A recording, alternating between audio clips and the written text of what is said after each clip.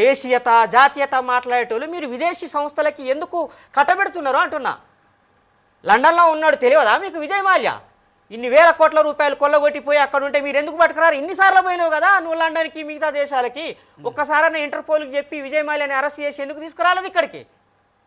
మీరేమో ఈ దేశంలో ఉన్నటువంటి సంపదను కొల్లగొట్టిన వాళ్ళని క్షమిస్తారు, కాపాడుతారు, వాళ్ళకి ఇంకా బెయిల్అవుట్లు ఇస్తారు.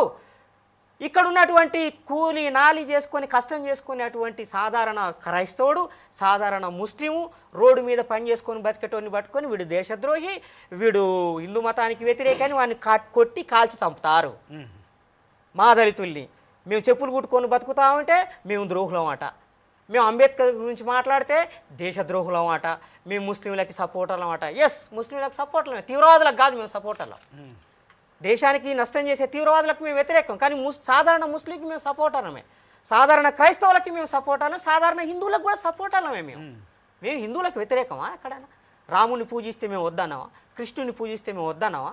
మీకు నచ్చిన దేవుణ్ణి దేవతని ఆరాధించుకునే హక్కు బాబాసాహెబ్ అంబేద్కర్ రాజ్యాంగం ద్వారా ఇచ్చిండు. దాన్ని కాదనే హక్కు మాకెక్కడదండి.